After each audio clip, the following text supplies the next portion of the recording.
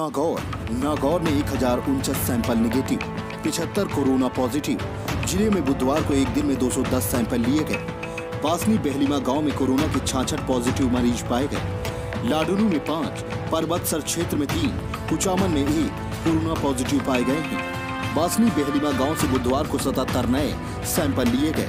जिले में कोरोना से संक्रमित होने की संदिग्धता को देखते हुए अब तक कुल 1537 ILI मरीजों के सैंपल लिए गए। इनमें से अब तक 1124 सैंपल की रिपोर्ट जिला मुख्यालय को मिल चुकी है। वहीं 412 सैंपल की रिपोर्ट आनी शेष है। हमारे द्वारा सैंपलिंग के लिए अधिक से अधिक प्रयास किए जा रहे हैं ताकि कोई भी व्यक्ति जिसपे जरा सा भी अगर किसी भी प्रकार का शक हो तो उसकी सैंपलिंग लेकर के और रिजल्ट निकाला जा सके, ताकि हम कोरोना के वायरस को रोकने में अधिक से अधिक सक्षम हों। इस सुविधा को बढ़ाने के लिए हमारे द्वारा अब एक अतिरिक्त सेंटर जो है मकराना में भी इसको प्रारंभ कर दिया गया है। अभी तक मकराना के सभी सैंपल्स जो हैं उनको कुचामन जाकर के सैंपलिंग देनी पड़ती थी। अब मकराना में भी हमने ये व्यवस्था शुरू कर दी है। अभी तक कुल 1537 अभी जो मेरे पास अब तक की रिपोर्ट है उसके अनुसार 1537 ऐसे ILI जो व्यक्ति हैं उनके सैंपल लिए जा चुके हैं। 1124 सैंपल्स की रिपोर्ट अभी तक प्राप्त हो चुकी है हमें, जिनमें से 75 कुल मिलाकर के नागौर में पॉजिटिव पाए गए हैं।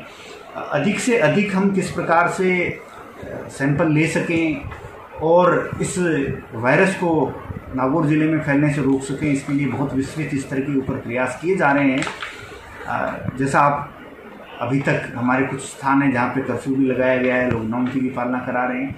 साथ ही साथ बहुत से स्थानों पर कैमरे आदि की व्यवस्था करके, ड्रोन्स की व्यवस्था करके भी हम लोग अधिक से अधिक लोगों की किसी भी प्रकार की जीरो मोबिलिटी रहे इसका हम पूर्ण प्रयास कर रहे हैं।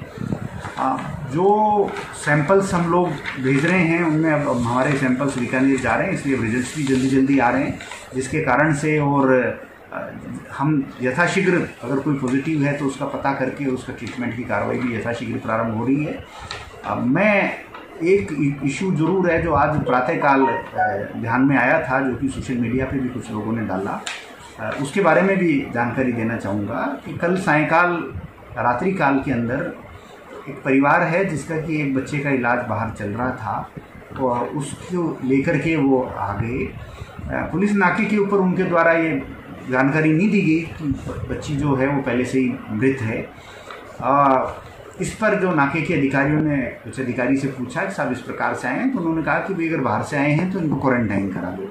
ये हमारा सामान्य प्रोसीजर है कि कोई भी व्यक्ति अगर बाहर से आ रहा है तो हम उसको प्रथम क्वारंटाइन ही कराते हैं और उसके बाद मेडिकल जांच के बाद उनका निर्णय लिया जाता है कि उनको इंस्टीट्यूशनल क्वारंटाइन रखना है या होम क्वारंटाइन कराना है।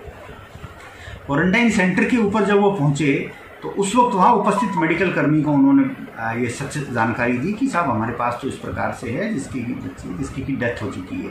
ये जानकारी मिलने पर उनके द्वारा उच्च अधिकारियों को सूचित किया गया, जिस पर उच्च अधिकारियों द्वारा जो हमारी किसी भी व्यक्ति के संस्कार से संबंधित हम लोगों ने पॉलिसी बांधने के लिए बना रखी है, उसी के तहत में रात्रि काल में ही उनकी जो बच्ची थी उसका जो संस्कार करवाए गए और इसमें किसी प्रकार से कोई परेशानी किसी को किया गया हो या उनको क्वारंटाइन में अंदर कोई ज़बरदस्ती ये बताने के बावजूद कि कोई मृत बच्चा है या बच्ची है कर दिया गया हो, बिल्कुल गलत बात है। इस पर बल्कि वो क्वारंटाइन सेंटर में अंदर गए ही नहीं, उससे पहले उन्होंने खुद ने बता दिया। सच बात तो ये है कि फैमिली के द्वारा चेक पोस्ट के ऊपर ये बात नहीं बताई गई कि कोई उनके साथ में मृत बच्चे की वो है। अगर वो वहीं पे बता देते तो तत्काल उसी समय से उनकी व्यवस्था प्रारंभ हो जाती।